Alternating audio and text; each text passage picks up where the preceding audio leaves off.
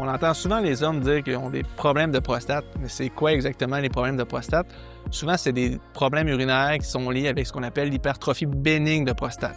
Okay? Donc ça, c'est la prostate qui grossit avec l'âge, qui vient faire une pression sur l'urètre. Hein? Comme on peut voir ici, on a la vessie, on a l'urètre qui est le canal qui mène l'urine jusqu'au bout du pénis. Hein? La prostate, elle se trouve autour de l'urètre, ce qui fait que quand la prostate grossit avec l'âge, elle vient mettre une pression sur l'urètre, une pression sur la vessie, ce qui peut entraîner toutes sortes de symptômes urinaires. Le plus souvent, les hommes vont rapporter une baisse de pression quand ils vont uriner. Ils vont aller uriner souvent, ils vont aller uriner la nuit.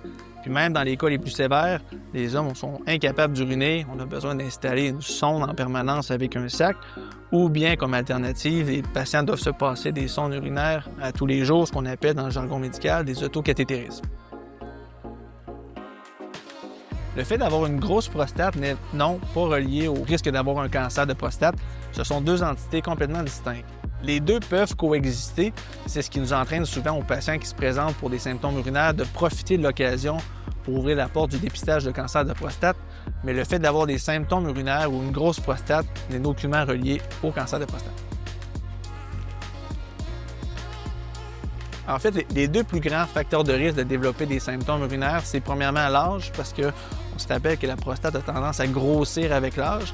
Puis le deuxième facteur de risque, c'est des tendances familiales. Donc, si votre père, votre oncle ont eu des grosses prostates et ont des problèmes urinaires, vous êtes probablement plus à risque de développer des symptômes dans le futur.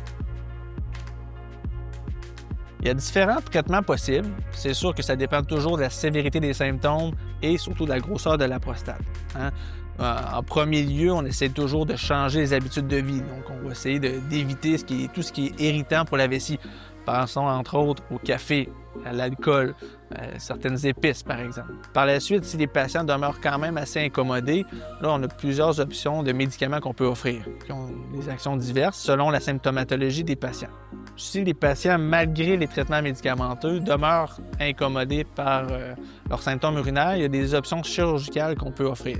Il y a différentes chirurgies qu'on essaie d'adapter à chaque patient, selon, encore une fois, la grosseur de la prostate, selon la sévérité des symptômes et surtout selon les autres maladies du patient, dont, par exemple, si le patient prend des médicaments pour éclaircir le sang qu'on appelle des anticoagulants, bien, c'est sûr qu'on va avoir tendance à orienter le patient plus vers certaines chirurgies.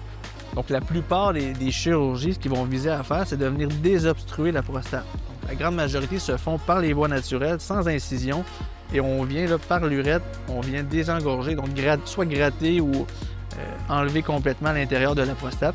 C'est le principe qu'on utilise afin d'améliorer la symptomatologie des patients.